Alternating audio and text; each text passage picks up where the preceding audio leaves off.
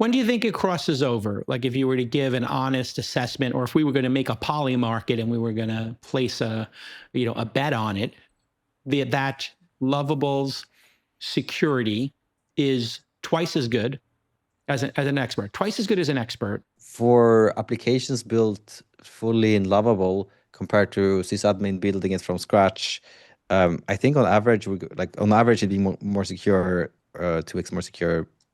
It's going to be in the coming 18 months. This Week in Startups is brought to you by Alphasense. Get deeper insights into your business with the power of AI search and market intelligence. Start with a free trial at alpha-sense.com/twist. Sentry. Your team should be focused on shipping features, not chasing down bugs. New users get 3 months free of the business plan, which covers 150,000 errors. Go to sentry.io/twist and use the code TWIST. And .tech. Say it without saying it. Head to get.tech/twist or your favorite registrar to get a clean, sharp .tech domain today. Hey everybody, welcome back to This Week in Startups. I'm your host, Jason Calacanis. With me, my co-host, Alex Wilhelm. We've got a full docket. You can watch the show live, thisweekinstartups.com. There should be some live links, but x.com, LinkedIn if you follow me, Substack if you follow the show there. Plenty of places to follow us live, including YouTube. So go over to YouTube and just do a search for This Week in Startups, and we take questions from the live audience. If you're listening to this and you're part of the podcast crew, no problem. Monday, Wednesday, Thursdays, 12 p.m. Central Time, also known as Texas time. So we've got a lot on the docket today, and I guess the biggest news story in big tech, not little tech, is AI's Meta glasses seem to be a hit, huh? Meta's AI glasses, this is a thing we talked about on the show quite a lot, Jason. Just to remind everybody, they dropped an earlier version of their Ray-Ban Meta glasses that could take, I believe, photos and such. They just updated that to the second generation. But Jason, I think the big news this week is that they put out new glasses that have a screen built in. A pretty large technological jump from the preceding generation. Yeah, I have the Gen 2s. They're incredibly creepy. I have a friend, Amanda, who brings them out at dinner and turns them on and tries to record the dinner, and we all boo her when she does because it's a little tiny white LED light. And, before we get to the new ones, I'll tell you my experience with the old ones. The old ones are really great when you're with your kids. So I was on the ferry in New York. New York City is like really punched up the ferry game big time. And it's quite nice to take the ferry from Brooklyn. I was staying at this Brooklyn hotel, right under the Brooklyn Bridge. We took the ferry into Manhattan, went to get Korean food in K-Town, yada, yada. What was super interesting about it is when I put these on and I'm interacting with them, they don't think they're on camera because it's covert recording. So they act natural. And then they found out I was recording them and they got really upset. But they're kind of fun in that way. The problem is you're constantly having to look down at your phone to figure out what you're doing. So I did a live stream with it, but what I found with the live stream was when people were asking me questions, I'm like looking down at my phone. So it's a terrible experience. So the people watching my live stream on Instagram, when I tested it, were looking at me, looking at the phone of myself and the chat room. I was like, well, this is dumb. But I guess the reason it's not dumb is because this new version. So if you look at this new version, I think now I can play the video, it has a heads up display. It has AR. So in these big chunky glasses, when you put them on, and here we go, you get to see a little faded image. And then instead of controlling it with your phone, you control it with this haptic around your wrist. This is, I think, what everybody wants, I'll be honest. And this is what Google Glass was 10, 15 years ago. Yeah. And that they gave up on that at Google, which was a huge mistake. In the technology business, not quitting is how you succeed. So Google should have kept the Google Glass movement going, just like Zuckerberg did after buying Oculus, which is I don't want to say it's a flop, but it never hit the mainstream. I think it's never really an application, and I think the application has always been AR, and here we are. So the question is, will Apple give up? And I think Google's getting back in the game. I was told that they have something in the works. I don't know if it's public or not. Maybe producer Claude can help us with that. But it is this is a vision that is both disturbing and awesome, because when you're walking down the street, to not look at your phone when you're trying to get directions, or to answer the phone, or to see your text without looking down, that's all great. But now you've become permanently online, and you're creeping out on people by recording them covertly. So we're going to need a whole set of new norms and new regulations. I think these things need to have a red blinking light when recording. I think since Zuckerberg did it in a way to foster the covert recording, he put a very low LED light. And I think he did that on purpose, or the team did, so that you could covertly record. We're going to need legislation, because they're not going to do it on their own. It should be a red blinking light like everybody is used to when you're recording. Yeah. Producer Claude from our dear friends over at Anthropic says that at Google I/O 2025, they did confirm, quote, Android XR as a platform for both glasses and headsets. And they're also working with Warby Parker, Gentle Monster, and others to ensure the glasses that come out of this are stylish and wearable. For more, claude.ai/twist. We love those guys. Jason, what do you think about the hand gestures? Because to me, that actually is a pretty compelling piece of technology. Putting the privacy element of this aside, having a wearable that can tell what your fingers are doing by tracking your motion, it's a technological and engineering success. I was impressed. Found out that my Apple Watch has that. So if you double tap your fingers together, you can answer a call. Like this? Yeah. It literally, yeah. If we'll ask producer Claude what the motions are and which Apple Watch that is. But, you know, the CEO of Whoop, who's been on the program, is so nice. He sent me a Whoop 5. Okay. And I only care about my health data. I found the watch kind of a dud for me. I just want my heart rate. I want to record my workouts. I want to record my sleep. But the sleep app and the exercise apps and all that stuff on Apple, I think, are mid. You know, they're not great.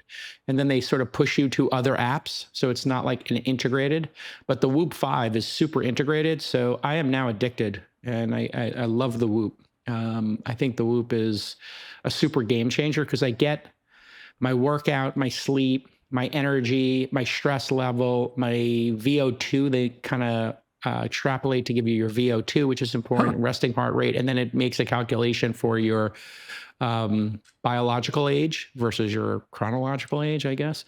And all of that has me a bit addicted to it. And the battery lasts forever. So that's clutch.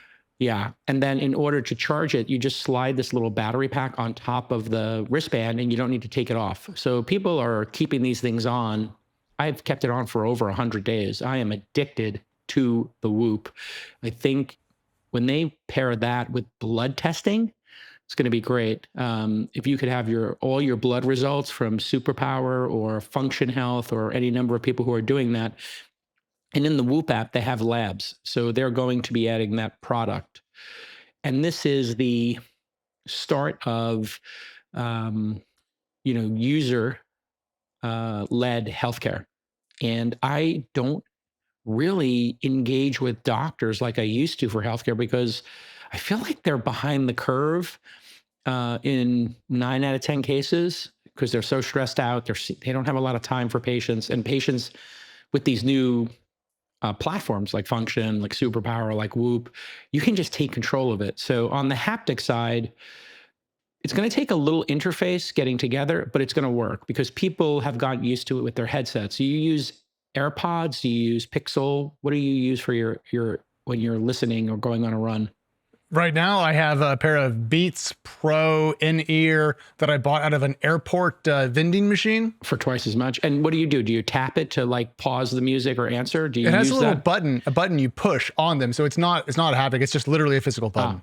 It's Gotcha. chunky. So yeah, with these new ones, you can shoot the lock off your wallet. You're so frugal. I give you permission to buy. I like the Nothing ear set. I have that company Nothing. They have a cool ear set that I like. And they just announced the 3.0 of that. And I have the Apple ones. And I also have the Sony one. So I've been testing all of these. I'm just very promiscuous with buying new technology. What do you think of this haptic revolution and the possibilities there? We all understand the importance of a crisp, memorable, easy to spell domain name. One of those names you can say over the phone and people know how to type it in without asking you the spelling. But let's get real. The good ones are either taken or there's some poacher who's holding it and waiting for some huge payday and they don't reply to you. Even if you want to pay for a premium domain, you don't want to use up all your runway on a domain name. That's just the truth for a startup. You want to put that valuable cash back into your startup's operations. So you should consider this, a .tech domain. You can get a clean, crisp, super memorable name for your website and company and signal out loud to your customers and investors, we're a tech company. That's instant branding for you. That's why over 500,000 founders have collectively raised over $5 billion in investment, building their companies on .tech. So skip the hassle. Head to www.get.tech/twist or go to your favorite registrar and grab your .tech domain today. I'm really excited by it. I share all your privacy concerns with these new Meta Ray-Ban displays. By the way, $800 to start, and you can go get your that's glass. a great price. It's better than I expected. Yeah, that's a great price for that much product, but continue. Yeah, I think it's an enormous step forward. So it does have to use your phone. It's kind of a base, but you don't have to have your phone out. Enormous upgrade. I think the 600 by 600 pixel display looks pretty darn crisp. And it's bringing some of the stuff that I love from Google Glass to now, which is like live translation. If you recall, there was an app for Glass that would translate signs for you. Now you can do that with these. And I think on the privacy front, they're doing some intelligent things. So if you try to cover up the light that displays when you're recording, it'll tell you to stop doing that. So it actually has a sensor to block you from blocking it, which I think is a good step forward in terms of, That is actually, I didn't know they did that. I think they did that because a bunch of these YouTube prank shows or TikTok prank shows, producer Nick sent Lon and I a link to it. Maybe Lon can find it in our group chat. But these kids are running around like harassing people with these glasses. Listen, I was a punk kid too. I would have been doing this exact same thing. But yeah, that's a good thing that they are now, because what these kids were doing was putting a little piece of gaffer's tape over it. Yeah. And that's just unacceptable to me. The thing is, though, I agree that society is just not here yet. I don't think we're going to have these be in regular use. I think Snap should get a lot of praise for their spectacles product, for getting those a bit more into the mainstream, into the normies, into the kids. But I think right now, if I showed up to anything in my personal life wearing these and I said, I'm going to take a video, people would be like, I don't know, man, it seems a bit much. Like, I thought we were sitting down. Yeah, I think if you're at a kid's party and it's very clear that like you're going to take some pictures of like the happy birthday song and you declare, hey, I'm going to put my glasses on to record this. That's why you see the light, and you kind of, that's going to be the next couple of years is people declaring they're going to do it. I could see in 4 or 5 years, just like everybody takes their phone out and records the happy birthday song and nobody blinks an eye. I think people are going to be doing that. It'll just be normalized pretty quick. But then you're going to have to take them off. I think that's the thing I'm wondering about, but maybe we're just old Gen Xers who are curmudgeonly and, care about privacy. These young kids don't. So this is going to be a hit. I predict it's a hit. It took them a decade to get here. I think they also have a branding problem at Meta because these are the Meta Ray-Ban somethings. Meta Ray-Ban display, I guess. I believe that's the current working name. Yeah. So that's 4 words. By Facebook and Instagram, they should just call them, whatever, Ray-Ban somethings. And did Meta buy Ray-Ban? Is that what I read, that they bought Ray-Ban? I forgot if they bought all of Luxottica or part of it, but look, Meta's not amazing at naming things. They've kept Instagram's name. I think that's the best choice they've made. Oculus, Horizon, Worlds, VR, whatever, it's never been, Jason, the most crisp of brands. Then what app do you load, and does the app work? I need one of these. Okay, it's producer Claude is telling us Meta bought a minority stake in Ray-Ban's parent company, Essilor Luxottica. Okay, yeah. It's the conglomerate that owns essentially every single brand of eyeglasses out there. They're essentially a cartel or a monopoly, if you will. Jason, I would like to, with these, see them come. I would like to see a third party come up with one of these that's not tied to any of the platforms. I just want one that is just independent of everybody and works with everybody seamlessly, so that I can use it on YouTube. I can, and it's not like, I feel like Meta did this to keep people in there, and I guess spectacles to a certain extent, to keep people into their ecosystem. I'd like these to work like natively with my Apple Photos, my Apple Camera. Like, why can't I open up the camera app and have it just work there? And then when I open up Instagram, or I'm using Substack, or whatever I'm using, it should just work. And, somebody should make an open source kind of version of this, that or open hardware version of this, since it's so important, I think, with society. But these are going to be great. AR is awesome. I've never liked VR. It gives me motion sickness. And I've always loved AR because it kind of keeps you in the real world. And there'll be so many small applications. And I think iMessage is the one that is the key, which is why Apple is doing the Vision Pro. And I think Apple will have a competing product out. I think Apple will show a competing product, not available for purchase, but a competing product to this, which is what I'll say is glasses that connect to your phone, not a big rig. I think they'll have that out or announced and show it within 18 months. And I would like to make a Polymarket on that. So if we could talk to our friends at Polymarket, when will Apple have a pair of AR glasses for consumers? And, they announce them and announce the release date. I'll say 18 months. You take the over or the under, Alex? Apple to have a pair of AR glasses for consumers. Comes down to price, Jason. These are $800 from Meta and up for the bracelet and the glasses. $1,500. Oh, I'll take the over on that one. Take the over. Okay, then I'll just take the under. Another $100 bet. We'll record it at thisweekinstartups.com/bet. And that will be, you can send it in Bitcoin, you can send it in an Uber card. But somebody should vibe code all of this. And if only there was a vibe coding platform that could do this. There was a vibe coding platform. Actually, Jason, I recall one. We talked to a founder back in February. His name was Anton Osika, and he's the CEO of Lovable. So I think we should have him back on. In fact, I think he's here. Hey, there he is. There he is. Anton, where are you calling him from? Stockholm, Sweden. That's where we're building from. And Stockholm, Sweden. Yep. This is do you ever get the that place where smorgasbord? You get that smorgasbord? I'm not a huge fan of the smorgasbords personally. I think Ida Swedish Davidson? food. Davidson? You ever been to Ida Davidson, that place where they make them? I think I've been to Ida Davidson once, but I what about Noma? You been to Noma? Yes. I don't go to the fancy places though, Jason. I go to the ones where you get your food fast and then you go back to a building. So you're building the company there, and yes. You had an incredible revenue run rate. Tell us about the incredible run rate that Lovable had, and then we'll get into product.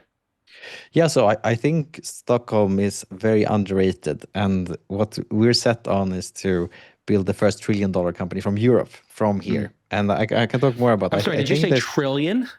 That's the plan. Wow. So I think we're seeing more unicorns being minted in Stockholm than other European cities this year.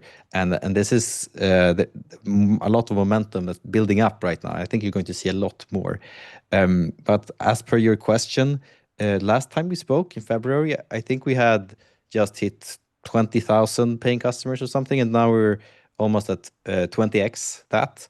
And we're still very early days on the product. What we're going to do is to let the 99% who don't know how to code instantly turn their ideas into software.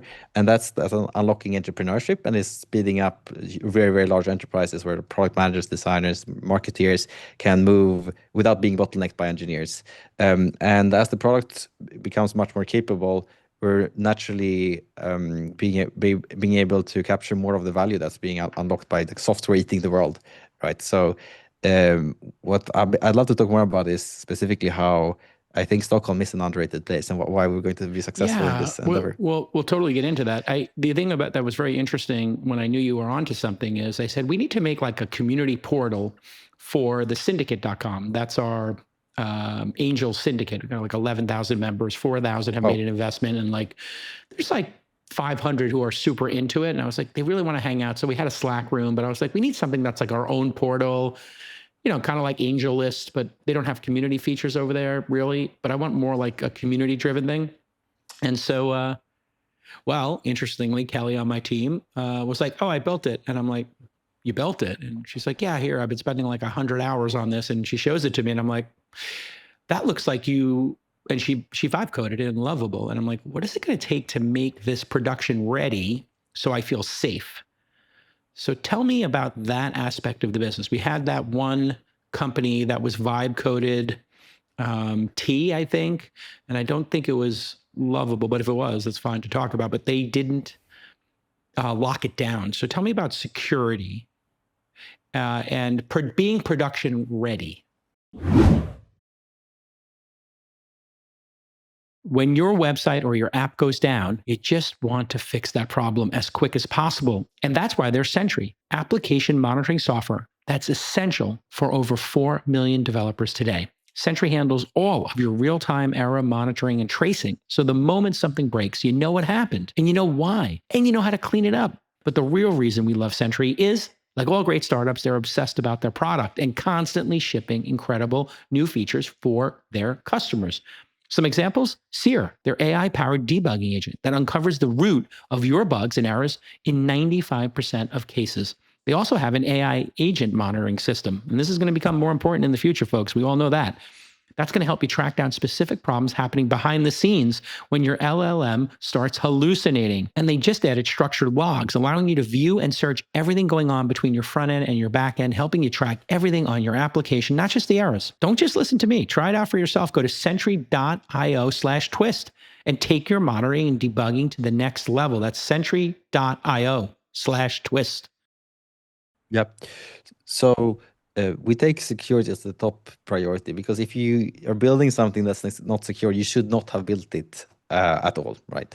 And it's clear to me, if you look at like in the 60s, you were sending people to the moon, and you could have put a human in the cockpit, like steering that rocket ship. But what you realized back then already was that you need a computer to run this rocket ship mission, because it's much more reliable in a certain scope of running, at least launching that rocket in the 60s. Humans may always make errors, and we're going to see the same thing happen to computer security, where you're not just simply not going to trust a human writing secure code. You need an AI system. Yeah, you need an AI system to write secure code. And we've launched over the last few months, we launched several security features that scans everything, all the lines of code that the AI has written for you. I cannot say that it's more secure than a security expert today. So I do recommend looping in a security expert for like life and death applications, or like some very sensitive data. 100%. When do you think it crosses over? Like if you were to give an honest assessment, or if we were going to make a poly market and we were going to place a bet on it, that Lovable's security is twice as good as a human, chief security officer, like a sysadmin, a sysops who's just top 10%. So better, twice as good as as an expert. As an expert, twice as good as an expert. So like, look, I really don't trust like the average developer to write something secure, the average human developer. Okay, so let's go with elite. So it's good you pick the elite ones. It does depend on how much time the human gets, and how much time both of them get. Let's say unlimited time. Yeah, with the unlimited time, when does it cross over? For applications built fully in Lovable compared to sysadmin building it from scratch, I think on average it'd be more secure, 2x more secure. It's going to be in the coming 18 months. Okay, I was going to guess 18 months. Not for arbitrary projects. I think for like super special projects where the AI has never seen a project like this. The humans are still the ones cutting the frontier of like novelty and figuring things out. But in 18 months, for basically all standards, all software, like bank software, everything, we're going to see AI being more secure for the leading platforms. Anton, I want to dig into that because one theme we've seen since we spoke to you in February is that people have become a little bit disillusioned at the pace of progress with new AI models. People say they're not getting better as fast as we expected. And so I think that people are pushing back their timelines on when we'll replace, function X from a human with an AI service. Your 18-month timeline feels pretty aggressive in a good way. Talk to me about the improving models, improving agentic work, and how you're going to take Lovable from where it is today to that point in just 6 quarters. So if you look at the product lifecycle of like building software, there's actually much more steps than you might imagine. It's not just a human like writing all the code and then it's done. It's all of this like, okay, this is my hypothesis of what we should build. These are my hypotheses of how the user flow should be like, and then validating those, going ahead, building out the application, and then after you build the application, is all of this operating it, looking at the scaling, observing if there are any bugs running in production and so on. And what we're doing is to build out that full platform where we make it as easy as possible for the AI to take the decisions within that domain, like within our specific architecture for how the applications are built. And that's there's a very strong synergy, like 1 + 1 = 3, in terms of doing that really well, adapting it to the AI, polishing like everything around it and the guardrails for the AI, as well as the big labs releasing new models every 3 months that are showing vastly greater capabilities than the last ones. So that's like the synergy in how we do it, and us making it opinionated, unlike Claude Code and the Cursor and so on, is why it's rapidly becoming more reliable even for the people who are not non-technical, who don't know how to write code. So having a unified stack that's opinionated helps, and also improving AI models. But that kind of hits on my point. So in your view, Anton, the products from your OpenAIs, Anthropics, and the other major AI model companies are still improving at a pretty quick clip, even at this point in the year. Yeah, exactly. And that's what going to enable creating like almost all software. We talk about 95% of all SaaS businesses should be able to be built much faster and more reliably on our platform than other platforms. And with it, you get like one-click payments are set up. One click in the future, maybe your entire company is incorporated and you have your bank set up on one platform. That's really interesting. So you're thinking of all the preconditions and post conditions that happen around vibe coding. And Stripe did the same thing, right? They have a service Stripe Atlas. Stripe Atlas to do. Oh, you used it to incorporate. Yeah. Same here. Okay, great. So like a shout out to our guys at Stripe. This is like a really interesting thing, and these APIs are all available. And then hosting apps is the other big piece. So it was always very expensive to host on these platforms. How do you look at hosting as a moneymaker versus maybe a competitive advantage? And walk us through how you're pricing all this right now, because I played with Lovable, just to kind of get my feet wet, but it was like a $50 a month subscription or something, or $100. And I was like, well, oh, it's 25. Yeah. And I was like, well, I'm not really doing this other than just playing with it. But I felt like there were a bunch of roadblocks, or paywalls. So you have to balance these paywalls with engagement. So as a founder, how are you thinking about getting as many people onto the platform versus making money? That's a great question. We're looking at making it cheaper and cheaper to build, so that when we're really providing all the value you get from running your product on the platform, that's when you're never going to leave, and because it's so much value, and then you will pay more at that point. Currently, hosting is completely free. You pay for buying a custom domain in the platform, but the building consumes a lot of AI compute, right? So that's what we've been charging for to date. I will be able to say more about this next week, so people can stay tuned for the biggest launch to date on our product actually happening in the coming days. Around hosting or just around the pricing? Yes. So hosting, default hosting is still going to be free. What we're adding is some more capabilities where we just have to somehow be able to charge, because of that cost us a lot of money. And that's something that we'll be talking more about next week. And as an example of what value you're getting once you have built something, it's on like you're going to be able to have to charge your customers, and that's how Stripe make their money, for example. And now most companies and software has AI built in, right? And that's something that you should be you shouldn't have to think about how that works. It should just work, and that's something we will be doing our utmost to take care of for our customers. My founders know if you don't have the right data, you're not going to be able to make great decisions. To make important calls, you need to have a source of truth. And hopefully it's one source of truth that is reliable, accurate, and it's got real-time information in it.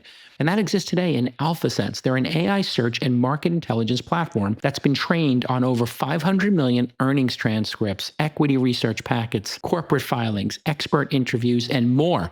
Their Gen Search platform is going to give you a blazingly fast start on your research projects, and it's going to help you pull together an analyst-level deep dive on any topic, any industry, or company in just minutes. Plus, you can use GenGrid to keep tabs on multiple different companies or topics over time.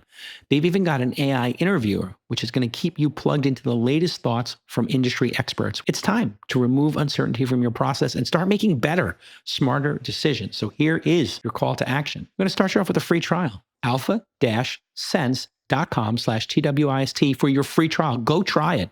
And if you love it, tell us about that. Go ahead and give them a shout out on the socials. Are you upside down on the economics right now in terms of profitability on a per user basis, or is it break even or modestly profitable? Because I do hear that some of these deep research type projects that fire off 50 threads at once, that companies will actually lose money on those, but they're kind of like abstracting that into the overall, or maybe they don't mind losing money every user because the cost of compute and tokens is coming down so dramatically. Walk us through that journey. Yeah. Again, we want to make it as cheap as possible to build and create things. It's a part of the mission to like let human creativity be a driver, which is a more optimistic future than us just consuming brain rot. But today we're in a very good place where we can very easily become profitable without big changes to how our business works.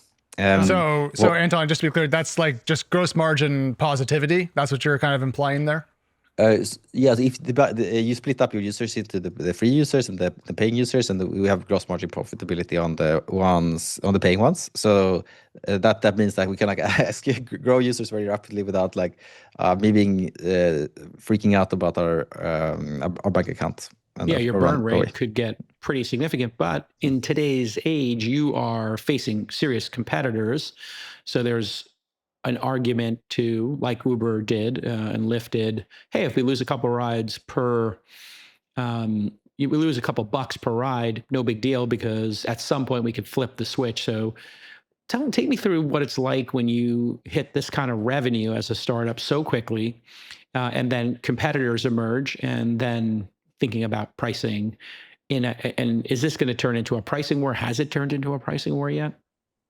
I don't think much about the pricing. I think thinking more about the pricing in our conversation here than I do most weeks. We're just thinking about really building a product that our customers love and making that into a generational product and the generational company on top of that, where we want Lovable to be used by 1 billion developers or builders that don't have to write software code. There's like 50 million developers out there today, right?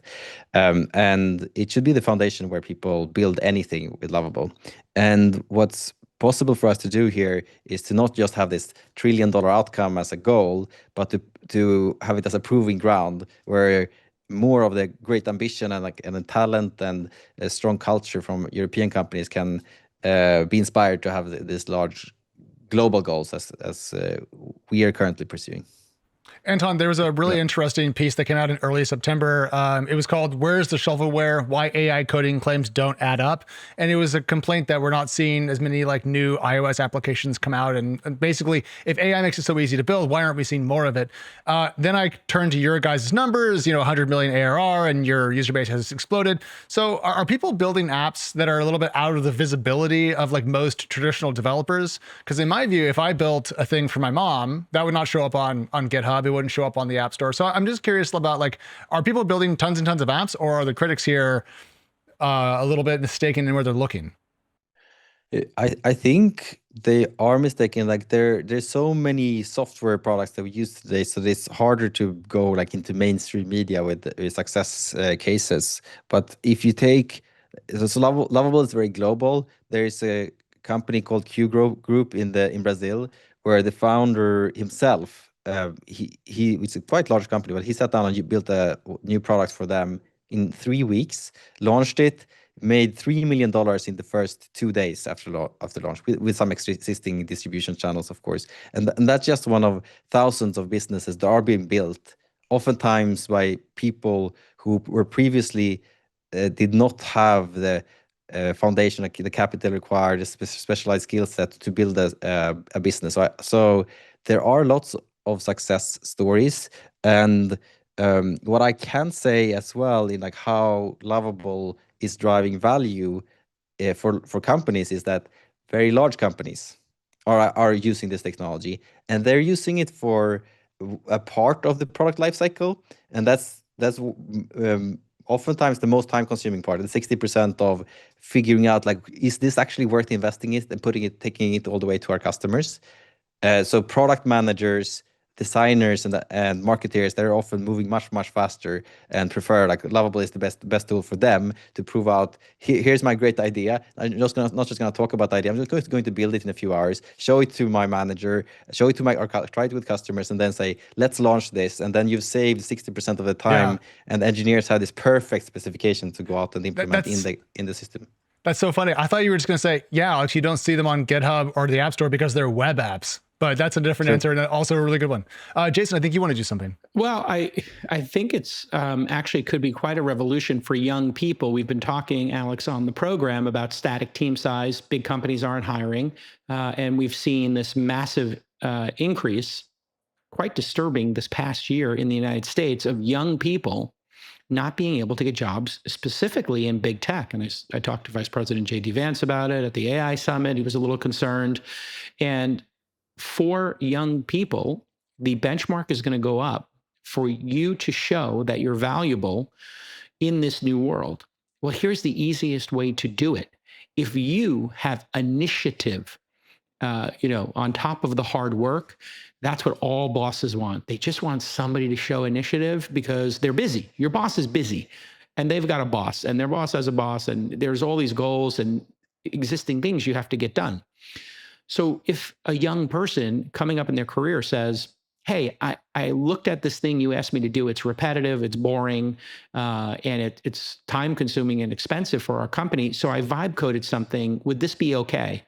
I have that happening in our organization. Now, it's not just Lovable. People are doing it in Notion with Zapier and kind of doing little workflows there with these form programs. So there seems to be like two parallel ways to do this: design a full product in a Lovable, and then show that, or doing, what I'll call scripting and light coding. But this could be a game changer for young folks who can't get employed.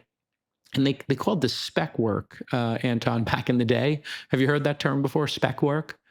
I'm not that old, though. Yeah, I know. That's what I'm sort of explaining it to you. So there was a whole movement called the no spec movement. Somebody can pull up the webpage for this. When design became commoditized because, hey, Canva came out and other tools, Figma, et cetera. And even back in the day, Photoshop became more,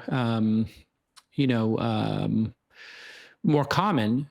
Up and coming designers, especially from around the world, would start making logos. And they'd say, hey, I redid your logo. Would you like to buy one for $500, or can I get a job? And then CEOs started to see this. So they started to ask people, hey, I'm looking for a new logo. Will somebody make me one? And the designers got really upset because back then a logo design was $5,000 to $15,000. If you could imagine that, Anton. Imagine $5,000 to $15,000. It seems crazy to you. We thought, okay, well, I raised $1 million for my startup. Why wouldn't I spend $25,000 or $10,000 on a logo? And this was bread and butter. People would get 2 logo deals a month. They would do 20 a year. They'd make $5,000 each. They would be a freelancer making 150 grand a year. It was quite common in Web 2.0. And then the spec movement came out, and then everybody started saying, don't do spec work. That was like... Yeah, I think we're seeing like a no spec 3.0. That's what we're seeing, and it's coming both from the people inside of companies, product managers, and so on. But I foresee that what you're saying is definitely going to happen, where young people who often learn faster, they have more initiative-taking capability, are going to come to companies and say like, "Hey, I can do all these new things that your staff currently cannot because I grew up AI native. I actually have this 20-year-old who's helping with automations in our company. Like I can't put the most senior engineers on it because there's like automations. But the mission I'm telling him is you have to automate Lovable. Like that's the goal for you, and automate everything Lovable. And I love the positive vision you're putting on for young people out there. Yeah. And then if you can't get a job, even if you've done all that spec work, the company that doesn't hire you, or you're inside a company and you build all this stuff and they're like, yeah, we don't want to do that. Well, here's what you do. You just think, are there other companies who would want this product or service? And maybe I can sell it for $100 a month or $1,000 a year and get 100 people to buy it. And now I am working from home in my underwear 3 days a week, and I make more money than I work for my current employer. So that's going to be a really interesting tension. That happened to Alex, by the way. He's not wearing pants, by the way.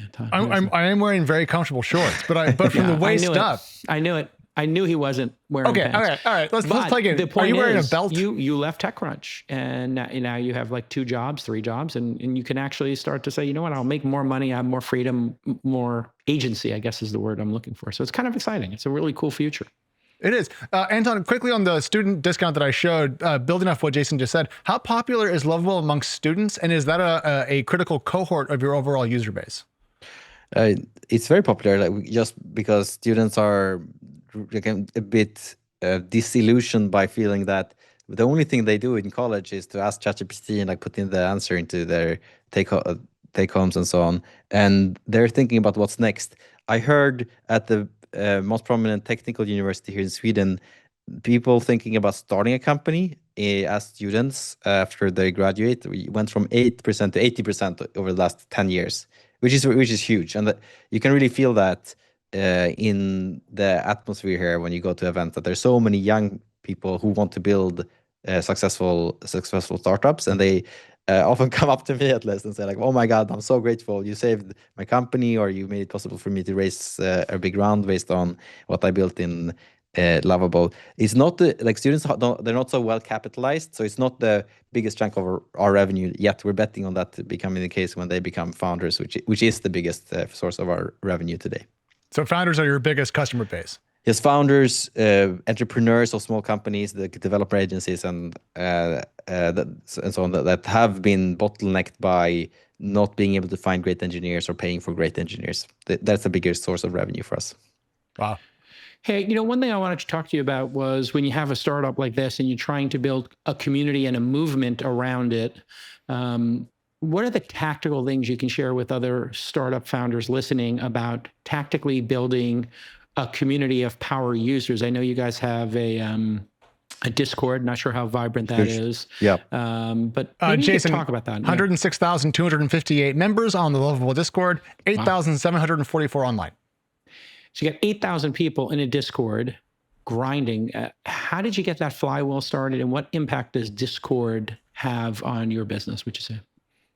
So the community and users wanting to teach each other how to unlock the full potential of this tool, that like it looks very simple, it's just a chat box, but there is actually so much to learn to really master it and get it, be able to work in tandem with the AI. That educational part is huge, and all the hackathons and events. I think we're on track to run with 300 grassroots events being run about Lovable this to the end of this year. In person, it's a big part. really? Like in person events. Yeah. And what do you use to manage that? Are you using River? That's a good platform? question. Yeah. For physical events, I think the team, they're understaffed. There's like one person mostly working on this, and we're not being proactive in the sense that we could be on empowering. So that means an community. Opportunity, yeah. It's a huge opportunity for us to empower that more and empower the Discord community more, to make it, to put some structure around that. But I can just say, like, what you want to do is to think about what's the journey for people coming into the community and giving them a platform. If they are good ambassadors that can educate, giving them a platform, a personal platform that they can leverage in the community. And again, this is an opportunity that we haven't really jumped on. But if someone is listening to this and wants to help out on the community, reach out to me. All right, we'll talk about Stockholm in a minute and your love of that great city. But let's take a couple questions from our live audience. If you're listening to this on podcast, you can go to YouTube and sign up for This Week in Startups, hit the subscribe button, and there's like a little drop down where you hit an alert bell, and then you'll get alerted when we go live. We're going to start doing some random live streams, by the way, Alex. So I'm giving you permission, Alex and Lon and Oliver, to next week. When a live news story happens, go live on the channel and just talk about one story and do it in under 10 minutes.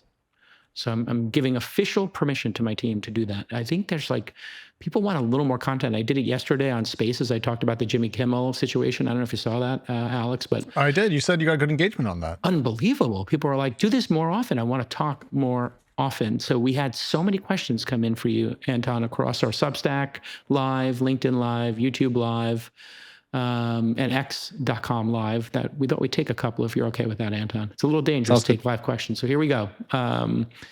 Editorial Director, Lon Harris. I don't have any dangerous questions for you, Anton. They're all very above board. First up from Alex Ray. What do you think of Anthropic CEO's AI is going to take over, we must regulate tour? Alex saw him speak at an event in DC and felt like they're trying to get regulatory capture to happen. What are your thoughts? I hate over-regulating things. I think Europe is a good example of where we're maybe too happy to pull the trigger on over-regulating before you see a problem. I think there is it's a bit scary with introducing a species that humans are the dominant species on this planet because we are intelligent, and then when you introduce some new intelligence that might be more intelligent than us in all ways in a few years, it's more unpredictable, and it's possible that we should think about regulating some of it ahead of time. I think you can do it in a way that is not regulatory capture, and I think everyone who is listening to these leaders should really think first principles and question them in terms of if we should regulate, which I think we should, is this actually, can we do it in a way that it prevents regulatory capture? Can we do it in a way that prevents regulatory capture? And I think the answer is yes, and that we can get all the benefits from the smaller players and the smaller ones than Anthropic to not be taking on the regulatory burden, while as only the large players actually have to take on the regulatory burdens. I think that's the case. But I'm not an expert. I'm really not. Let's take another question. Go ahead, Lon. So this one comes from PM Dev, a little bit more technical. Lovable being built on an opinionated stack by definition dramatically narrows Lovable's capabilities. Pivoting off of that, what's Anton's technical background? So I've been a founding engineer at the company that just became a unicorn here in Stockholm. So I think I did some good work there. And I was the Klarna, CTO. Truecaller, Kingfisher. So it's called Sana Labs. So it just became a unicorn, I think, officially, and exited. But since then, after that, I actually started a Y Combinator company that we raised $20 million from top VCs after growing really fast. And I was the CTO. So I went from CTO to founding and being a CEO at this company. And to the question, how we think about it is that Lovable needs to have all the primitives on the kind of software architectural side to be able to create everything you need for 95% of SaaS companies. On the Facebook scale, maybe it's going to be hard to vibe code it on Lovable. But how these different primitives come together in the technical architecture, that's what's opinionated. But as long as you have all the primitives, there should not be a significant narrowing of what you can produce. And that's why people love using Lovable. I love to use it as well, especially if you are technical. You can do your hobby project in minutes instead of taking a few days for them. All right. Any more questions from the audience that are notable? One more. This is the spiciest one. Uh-oh. Okay, here we go. Andre Ionescu, is vibe coding a little bit cheating? Do you think software engineers maybe are better off without it long term? Your reaction? Okay, so if it's cheating, would software engineers be better off without it? No, I think everything. There's a fun company. I don't know so much about them, but they're called Cluely, and they talk a lot about they are going to build the ultimate cheating tool, and everything that was once a technological advancement, like the calculator, was considered cheating in the beginning, but a calculator is not considered cheating today. It's just a new tool to learn as fast as possible to increase your competitiveness in the job market. Absolutely fantastic. As we wrap here, Stockholm has had many unicorns. It's Sweden is a small country. Is Sweden 30 million population? I think it's barely 10. Oh, Sweden's barely 10. Which one is 30 million in the Nordics? Was it Switzerland? I know that's the biggest. I think that's the biggest country. But you have Norway with like 5 or 10. I think if you count them up, it might be 30. I think that's. Oh, it might be 30 across all of them. Yeah. So the number of unicorns per million people, Alex, in my book Angel, I had talked about that, as a per capita.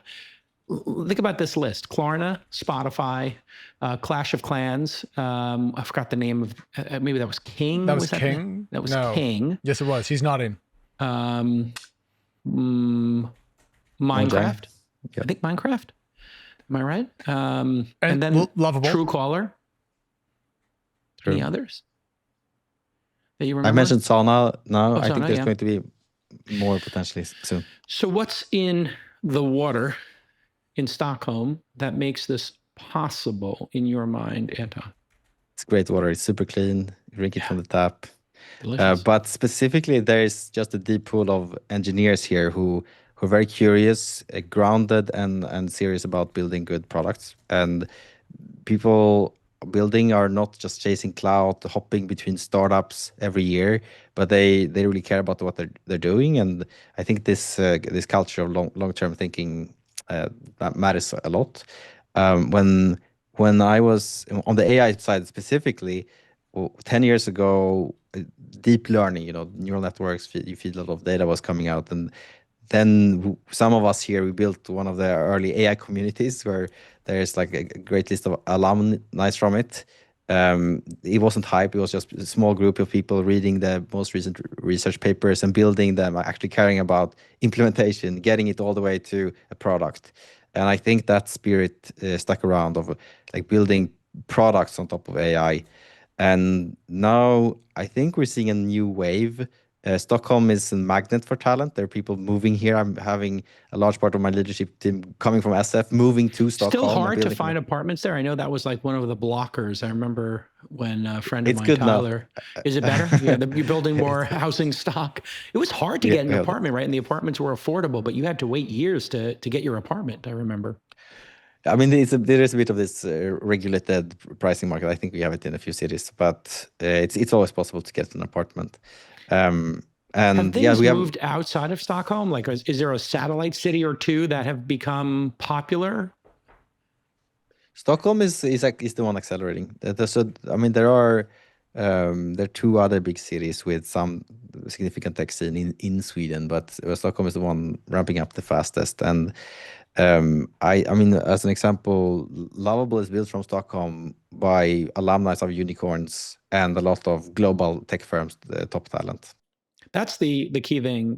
Whenever we see a startup community start to thrive, it's because you have some unicorn company create a bunch of alumni, and that diaspora then invests in, because if they made some money and you had stock options, they go invest in other things. And Canva came out of the Atlassian founders, and now you've got all these Canva millionaires, billionaires who are then starting new companies. And so now you've got like multiple generations. And I think Stockholm with the same thing. So many of the people who were in Skype and made a bunch of money then, and those founders started investing in more companies. And then obviously you're going to see that with Spotify founder, Daniel Ek invests and starts other companies. And I'm sure he's an LP and supports the community. So it's absolutely absolutely fantastic. And I think people should be taking notes as to what happened there. Anton said 1 month ago that in 10 years, quote, people will talk about the, quote, lovable mafia. So Anton, I have to ask, are you already shedding talent, people leaving to go start their own companies? Or are you thinking like more in the future, people are going to head out? No, I think about more in the future. I used to say this in the last company I built, the pick that I mentioned, and from there we're seeing, I mean, 4 YC companies come out, and multiple of them valued at hundreds of millions of dollars. Incredible. Yeah, it's and you have a view on secondary sales. I'm sure when a company accelerates in valuation, you have some early investors and/or employees who want to sell. But obviously, if there's liquidity in your stock, then they might get too much liquidity too fast and not see any reason to come to work. So, what's your take on that as a founder? And secondary sales? Yeah. No, we want to help our employees. I think it's important. I talk about we have a long way to go, and the big thing you should be proud of after you're done here is what the generational product and generational company team we built. And if you take some of the chips off the table, it should be done just so you can like think less about being like risk averse. And we in secondary sales, how we do it is that we limit the total amounts. Yeah, that's what Elon figured out when SpaceX, and I think the Stripe team figured that out as well. Just do like 2 orderly sales a year. I think both companies do that process. And then people make their request and management says, okay, yeah, you want to sell 50% of your position and you've been here for 4 years. Well, you sell 25 and whatever it is, some orderly fashion. Listen, Anton, continued success. You're incredibly focused. It's so much opportunity, and you're doing everything right. So congratulations, and I'll see you when I'm in Stockholm. Yes, come here, please. Yeah, I used to come all the time. There's so many tech events would invite me out. I got too many invites right now and not enough time. But, I would like to come back out. Yeah. I found something you cannot say no to. Okay, there you go. Well, we'll talk soon, and great job, Anton. Thanks, bro. See ya. All right. They'll ask you to upload your file. Yeah, another great founder doing great work. Great job with the questions from the audience. We always love that. And again, we're going to do a little more live, a little more experimenting. They're always doing experimenting here. You're excited about doing a breaking news story at some point? I'm totally here for it. I mean, Jason, fundamentally in my DNA, I'm a news guy. Yeah. So like to me, when there's a lot going on and it feels very active and busy, I thrive on that. Yeah. But I'm just so glad we had Anton back on so quickly, because when we had him on, his company was at 4 million ARR. Now they're over 100 million. It's crazy. And crazy. That's not how technology worked when I was learning about startups. That was just not at all. What a different world. You have broadband, you have billions of users, you have credit card rails, and these tools are providing so much value at a low price. It's kind of hard not to engage with them. So if you're working at a big company and you have a corporate card or you have a personal card, why wouldn't you spend $25? To just improve your lot in life. So for young people, I really recommend trying to, if you got to spend your own $25, just do it. Can you imagine if you go to your boss and you're like, hey, I started using this Lovable tool. I paid for it. Don't worry. I did it on my personal card. It didn't cost the company anything. I spent $100 the last 4 months and I made this. Now your boss is like, get in here, talk to me. Let's go get lunch. Let's have a coffee. Tell me everything. Also, your boss is going to name drop you when they take your work one level up. They'll say, Bob did this or Jane did this. And then suddenly that person who never knew who you were knows exactly who you are. Huge for your career. Yeah. And this is why, keeping your head down is not the best advice. Like, you want to rise up and get some attention for what you're doing and be ambitious, and just saying, hey, over the weekend, I did something. I had 2 of my team members tell me last minute that they applied to get scholarships at the All In Summit. They paid for like these $1,500 tickets, and they went there and they're like, I just didn't want to get in trouble, but we're taking vacations to go to your event. And I'm like, oh my Lord, you can not use your PTO days for those 2 or 3 days. Since you were so ambitious. I'm so thrilled that you did that. That's amazing. Now, of course, I got 20 people who are going to do it next year, and nobody gets any work done that week. But I'll be here. I'll be at home. Don't worry, Jason. Okay, I'll hold the fort down. You'll hold the fort down. Okay, a couple of other news stories we should probably hit on. what do you think's the most pressing here? I saw Google is doing what Comet and some other folks are doing with an AI first browser. Is that true? And have we used it? Have we seen it? Or is it just an announcement? Just an announcement. It's rolling out very soon. I'm hoping to have this in my Chrome by next week, so we'll have some more hands-on notes. Some of the features, though, Jason, are going to be coming out a little bit later. So Google is baking Gemini into Chrome. That's the big headline. It'll be in the upper right section. You can click on it, and then it'll help you summarize web pages or groups of tabs that you currently have open. It'll help find websites you visited in the past, so kind of a really advanced history search, which, of course, brings up some interesting privacy points, but we'll get to that later on. And, of course, integration with other Google products like Calendar and YouTube, so you can kind of connect work from one tab to the next. Down the road, Jason, that's when we get to agentic browsing, a bit more like Comet from Perplexity, or maybe kind of what Dia is doing from the browser company. And there will be a feature coming later on. I think this is the most important thing that will turn your search and URL bar into effectively the chat interface you see with most AI products. Now, they're not going to turn that on by default, I don't think, because they can't afford to take everyone in Chrome and send them to the AI search tool versus the traditional one, because all their money is made on the traditional side. But this certainly feels like Google now does not have to divest Chrome. We learned that from the judge in the search monopoly remedies section of the trial. So they get to keep Chrome. So now they're going to use it. And so to me, this is Google saying we've shaken off the courts, and now we're going to go straight pedal to the metal. Interesting timing, yeah.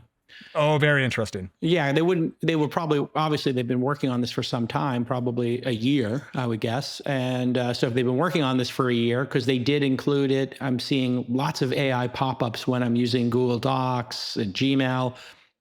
I haven't seen it in YouTube all that often. I guess you can ask questions of a transcript now.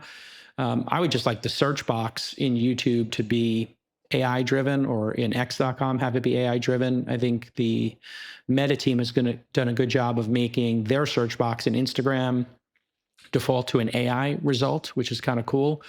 But yeah, so many possibilities when the Chrome browser or your browser has AI built in. So this is going to be a big deal, a big deal.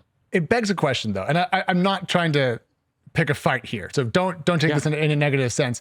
But people on the consumer side, they're going to grumble and then end up using it anyways. OpenAI is building a browser. Fine. xAI sued Apple over it claims preferencing OpenAI in the App Store. Now, no matter what you think about that, it shows that xAI is willing to go fight for what it says is a fair marketplace.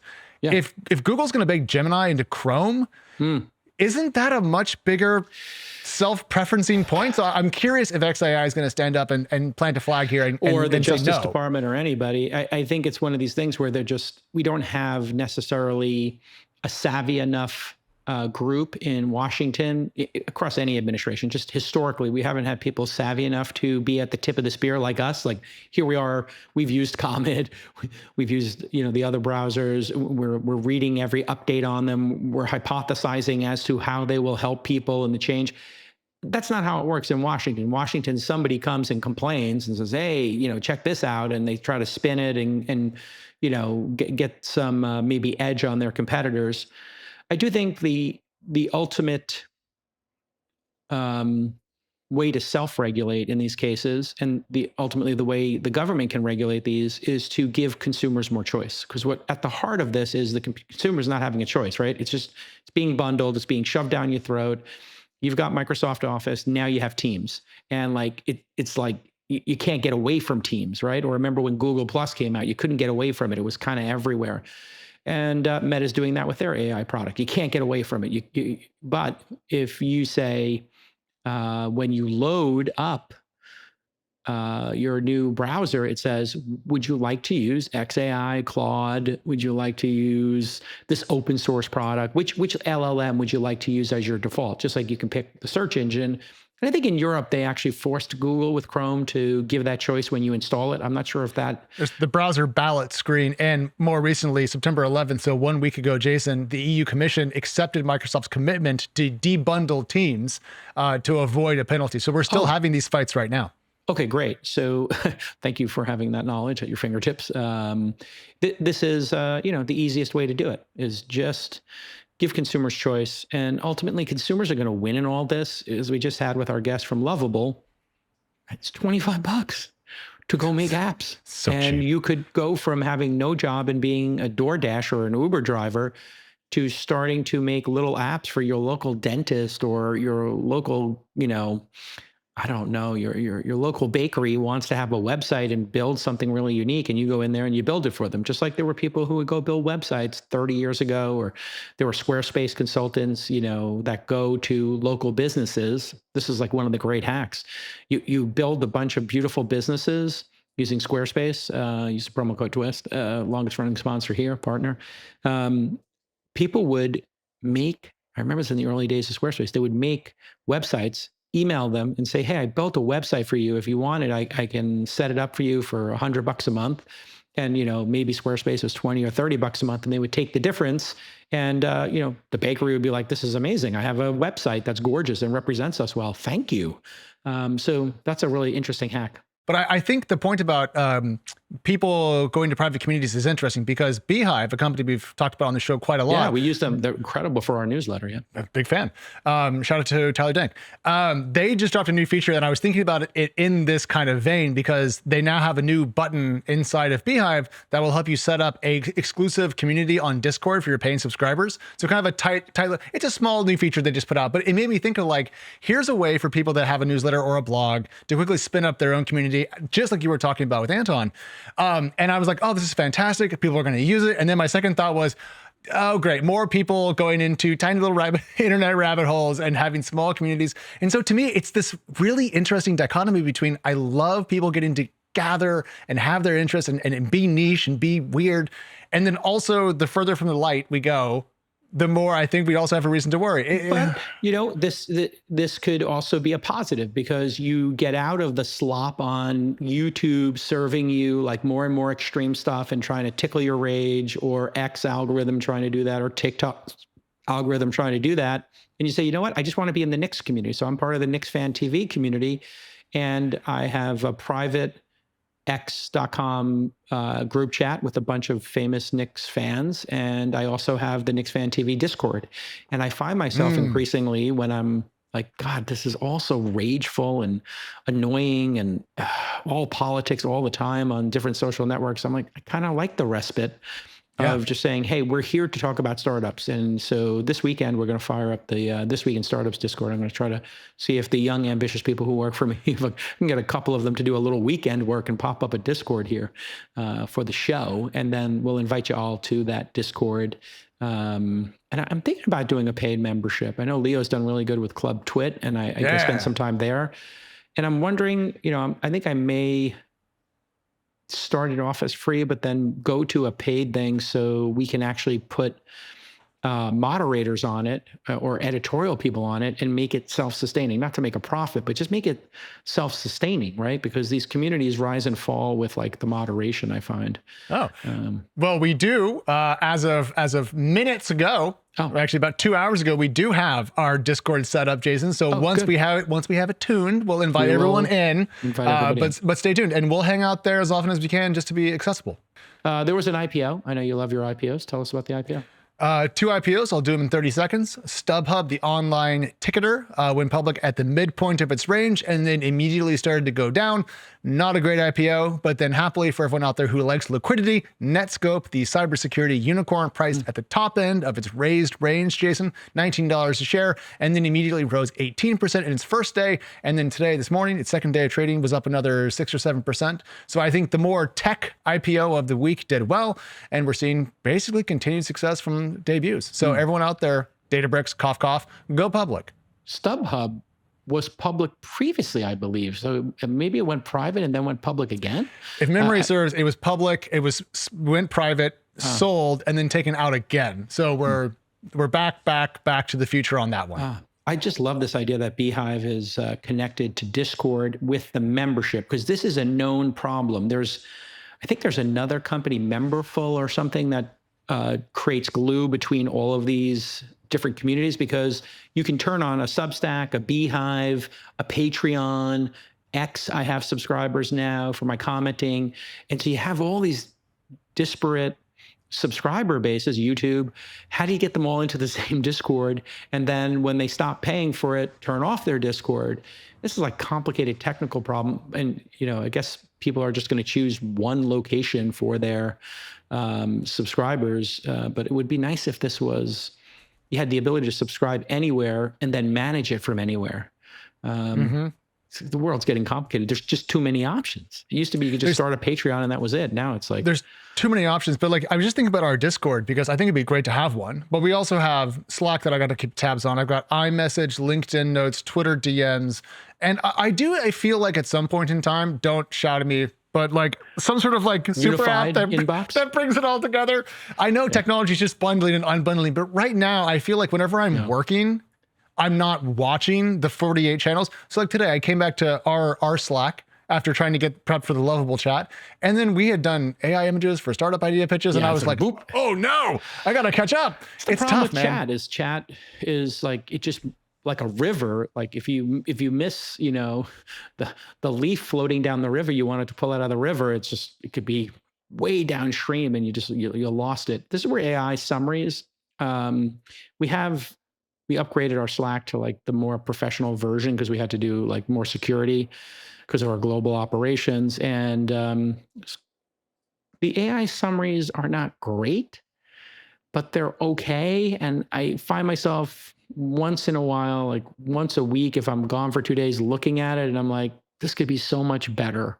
So for the Slack team, it's like if I had to rate the AI summaries right now and like their integration, it feels like a 5 out of 10. Like I would keep grinding on that and, helping surface them more. Superhuman does a really good job. Every time you open up a Superhuman email, it already has the summary at the top and they do it before you open it. So it's like preloaded in your inbox. So they take the time to do that even if you don't see it, so that it's just faster and better.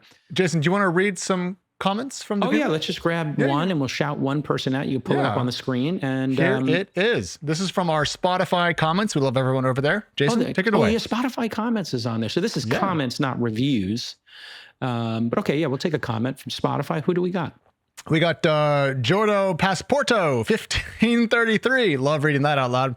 I have to give Eric Jackson, this is from, I believe, our last episode, so much props for finding the value of the company where value investors could not. For the retail investor, we had the best opportunity to get in as if it was a seed funding, paying cheap on the stock that we can then hold for a while. This person is just a big fan of Eric Jackson and the open door thesis, Jason, which you had quite a lot to say about. Yeah, I mean, I love the fact that there's now a group of maniacs out there who find companies that are distressed or there's an opportunity in and say, here's my vision for that company. They're kind of activist. You could call them meme stonks, whatever. But I think they're getting better at it. And the collective knowledge they have and the time they have and the motivation they have is, greater than some of the stock analysts who work at, whatever banks and they don't have the time to obsess over stocks and it's a 9-to-5 job for them. And these lunatics are like, I'm going to place a bet on Open Door. I'm going to say this CEO needs to go. They're not doing a great job. These are the CEOs I think who would. These board members don't have skin in the game. That was like the best part of that discussion with Eric was his, if you buy even $50,000 worth of shares, it tells us something. And I got to tell you, that does change behavior. And we talk a lot here on this program about generation bet and, people have concerns about it. I got no concerns, man. My concern is that people are not thinking probabilistically. They're not making bets. They're not making investments. Investments, bets, wagers, they all require you to have a higher duty of handicapping and thinking through possibilities, which then makes everybody better at their game. Yeah. So put a little skin in the game. I now invest to understand. I bought KDEF because I heard people talking about it and I started reading articles about President Trump negotiating with Korea over shipbuilding because they're good at building ships and we don't build ships here anymore. No. And now I've like gone down that rabbit hole and I'm like, wow, there's a whole group of people who are better at building weapon systems and chips that are not in the United States. And then Anduril and all these other US-based companies are competing with them. It's a really great way to learn. Great way to learn. Speaking of Anduril, just one last little note. Just got a $750 million contract with the Ministry of Defense over in the UK. Not a bad thing for them. But anyways, Jason, I don't want to drag us down another rabbit hole here at the very end. So great that we got the review, Oliver, but great that we got the comments, Oliver. What I was looking for was a review, but I guess we'll do that, as a concept. What I want to do is, if y'all take the time to write a review on Apple, we're going to take the time to post it at the end of the show. So watch the end of the show. I'm going to have producer Oliver or Lon or you, Alex, just read the review and shout the person out. So at the end of the show, you may get a shout out for your comment or your review. So get on the YouTube, get on the Spotify comments, get on the Apple Podcast comments, write a review, write a comment, and you might get shouted out here, and we'll give you a little plug for your company if you happen to mention it in there. Okay. See you all next time. Have a great weekend, everybody. Bye. Bye-bye.